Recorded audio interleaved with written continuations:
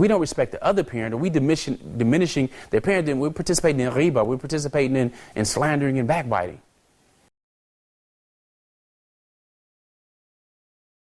Bismillah, assalamu alaikum wa rahmatullah. Welcome back. Well, alhamdulillah, we talked about unity right before the break. And it's so essential and important, not only for us as spouses of each other, as parents, but at the same time, of course, for this ummah.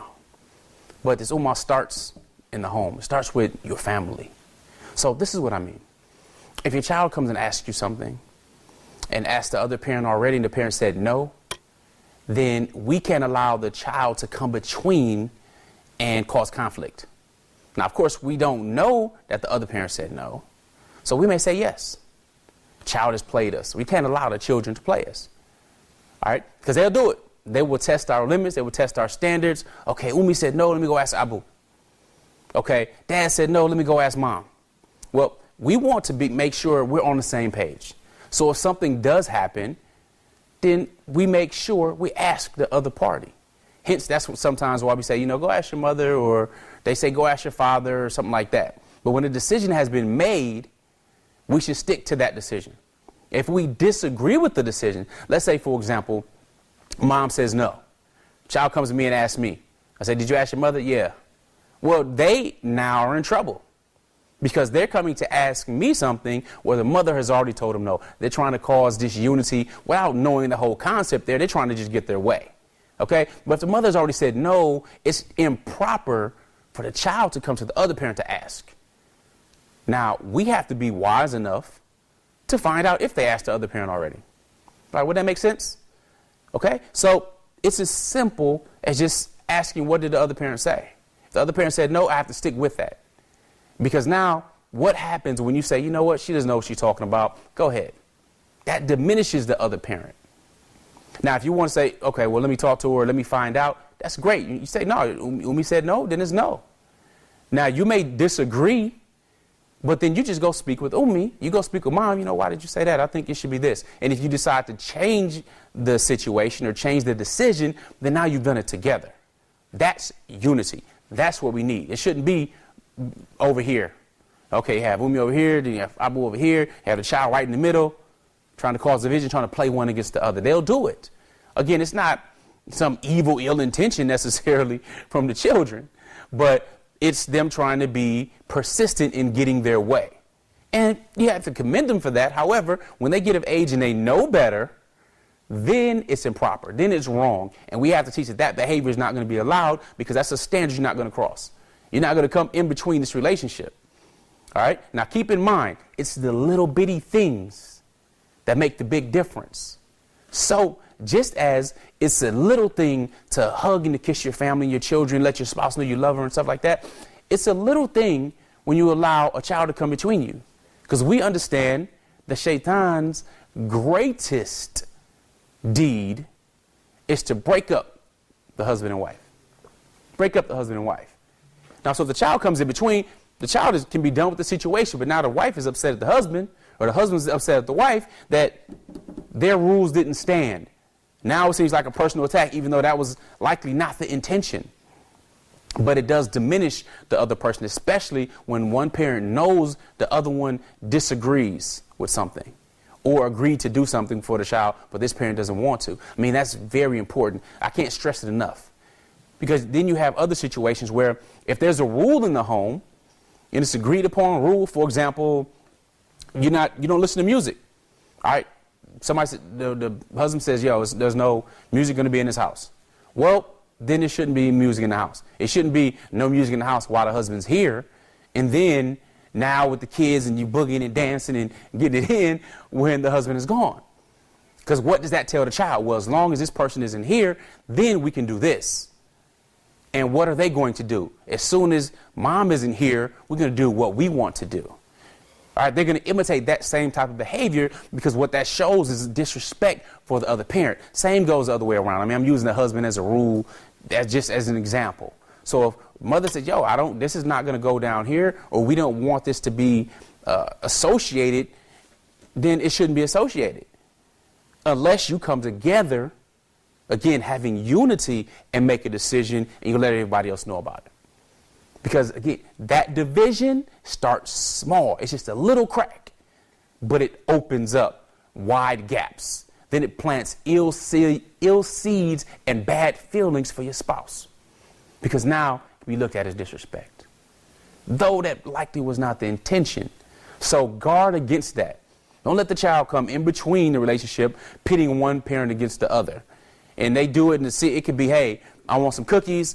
I asked Dad, can I have some cookies? He said, yeah, but Mom already told me no. Now, I'm not going to go tell Dad, hey, Dad, Mom told me no, I can't have any cookies, but can I have some cookies anyway? That's not in their best interest. So they just happen to forget to relay that information to us. So we as adults have to understand we must ask that question. They ask us a question, respond with a question. Did you ask your mother? Did you ask your father? What did they say? Because now we can be congruent. Now we can teach them at the same time maintaining unity. We maintain unity with our significant other. We're on the same page. We respect their decision. Whether we agree with it or not, we still respect their decision. And we maintain that unity, but we teach them a lesson that don't come to me like this, that's improper. Okay, you're doing something you should not be doing. And we recognize this on the outside. We recognize this with business transactions. You wouldn't expect a person to come to a business person and say, hey, you know what, can we go ahead and make this deal? And this person says no, and then they go to their business partner without their knowledge, hey, you know, let's go ahead and make this same deal, but this business partner goes ahead with it. You know, that will cause a rift in the company or the business. You know, we recognize that clearly. However, at the same time, we must recognize in our own household that there are rules that must be kept. And the rules are for the unity. And the stronger that unity is, the stronger the bond within your family. When they know where the lines are, they don't cross them. Or if they test them, you let them know, get back on the other side of that line. All right, that's improper to come to ask a question to cause this division. They'll do it and they'll test it over and over and over. So that's why I'm kind of harping really on that area. The other thing is, don't talk crazy about the other parent's rules and regulations. If someone says, listen, bedtime is at 8:30, it's at 8:30. Then you may think they should go to bed at 9 o'clock. But unless you make that decision together, then it's 8:30. If you want to extend it, you say it's extended tonight. But you know what? If you go against the other parent, that plants seeds of bad feelings. And we don't want to do that. That's just small disrespect. People run their houses in different ways. Now, on the subject of bedtimes, I'm a strong believer in that children should have bedtimes. They should be in the bed at a certain time. All right. So that biologically during a certain time of the day or the night, they start getting sleepy and tired. It's funny because I was talking to a friend of mine once. It was late in the evening, 10:30, 11 o'clock, and you hear children bouncing off couches and stuff like that. I'm like, man, your children aren't in the bed? Like, what time your kids go to sleep? Well, when they feel like it, basically almost like 1 o'clock, 2 o'clock in the morning. And he asked me what's going on with my kids, and it was the winter time. And he's like, my children are asleep. It's like 8:30, 9 o'clock. They start waning and it's over for them. They go to sleep. You know, when you create that consistency, because children really crave structure, but when you create that consistency, they know what to expect. And we know that they need rest. We know more than they know, so we don't let them parent themselves, nor do they parent us. We're the parents. There's a hierarchy in our relationships. We're the parents. Now, we can learn much from the children. Well, alhamdulillah, we see it all the time. And we're reminded of the blessings of Allah subhanahu wa ta'ala. We're reminded that they are an amana for us. They are a trust. Put it in our possession, if you will, or our custodianship, just for a short time. And in doing so, we have to be wise. We have to be gentle. We must be patient with a number of different things. But this structure is very important. It will test our patience, but a little bit of discipline up front is better than a lot of regret at the end.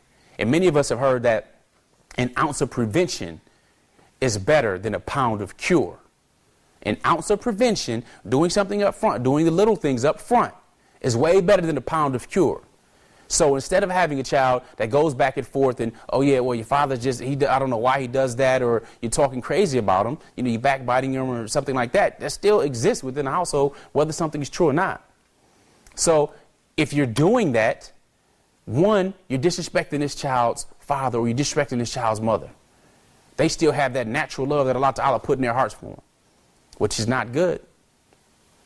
All right, well, it's not that love is not good, but what's not good is to talk negatively about that other parent. And two, this is exposing a trait or a character that is not good within us as a parent. We don't respect the other parent, or we diminishing their parent, then we're participating in riba, we're participating in slandering and backbiting. So how good is that when our children look at our dad? When we have to be practicing the role model, we have to be that celebrity, right? So in being that celebrity, if you will, we have to go ahead and use that to our advantage. We have to be the proper type of celebrity, the one that puts off the proper image, that has the proper character, the one that stresses unity, the one that respects the other parent, even if they're no longer together, even if that other person is not Muslim, because they respect their child's feelings, because they love their child and they love their child's feelings, even if they have no other feelings for the other person's parent. And again, that's usually in blended families. So, or if someone is divorced or something like that. But you know, it goes a long way, because they will remember, people will remember what they say about someone they love. If someone says something about my mother or my father when I'm younger, or even when I'm older, I'm going to remember that, because I have one mother and one father. My father, rahimahullah, he passed a number of years ago. But alhamdulillah, you see the mercy of Allah Ta'ala is that he accepted Islam. So him accepting Islam elevated him in such a high status, as opposed to where my mother currently is to this day. So, you know, again, may Allah Ta'ala open her eyes and give her guidance. And then the other thing is the wisdom of Islam. Alhamdulillah, we don't know what is going to happen. But it's the bad deeds that we don't spread. It's the bad deeds that we may know of and not put out there for everybody, for which we get blessings. And keeping in mind that we want to be outstanding. We don't want to be average. We don't want to participate in that lower level, being the top of the bottom or bottom of the top. We don't want to be amongst those that gossip and talk crazy and so on, because it's Allah Ta'ala who chose that other person to be the parent of the child along with you. And that being the case, that's Allah Ta'ala's wisdom. Alhamdulillah. So take these strategies, put them into your home right away. Make sure you strengthen that bond, you strengthen that unity, you have it crystal clear with the understanding with your significant other that you're going to make these decisions together, or you're going to respect the other's decision. And if you decide to change it, you change it together out of the presence of the child. There's no need to argue about it. Get away from the situation, get that done. And alhamdulillah, you start seeing a significant bond and the standards being set where that structure is really coming together. So alhamdulillah, we appreciate you. Make sure you get the worksheets that we have for you at outstandingmuslimparents.com/mom-dad. So outstandingmuslimparents.com /mom-dad. Go there, get the worksheet. We look forward to engaging with you and continuing to empower as well. So Nazir bin Nasib signing off for outstandingmuslimparents.com here with Huda TV. Jazakumullahu khair. Look forward to the next episode. As-salamu. Assalamu alaikum. Peace. I'm Coach Nazir. And I'm Coach Fatima. And I'm Coach Nyla. And we are the founders of Outstanding Muslim Parents. I want to introduce you to something that you may be interested in, because you seem like a proactive parent already just by the video we interrupted. All right. And that's called the OMP Inner Circle. That's where we all train deep dive into parenting. So whether that's the first stage of children up to 7 years old, or 8 to preteen in the second stage, or of course the teenagers and young adults in the third stage, we deep dive with the 3 C's as well as the 3 E's. So what our members get every single month, all of our students, they get brand new training every single week. That includes downloadable audios, downloadable worksheets, so you can deep dive into it. And of course, you have our personal email addresses as well. However, every single month, we have a live Q&A for all of our students.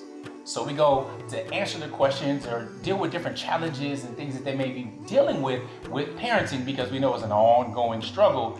Just us, here being parents of 12 children. Right. Okay. So with that being said, I want to congratulate you on being proactive. And make sure you click the link below in the description, and we'll let you get back to the video. Assalamu alaikum. Peace. Peace.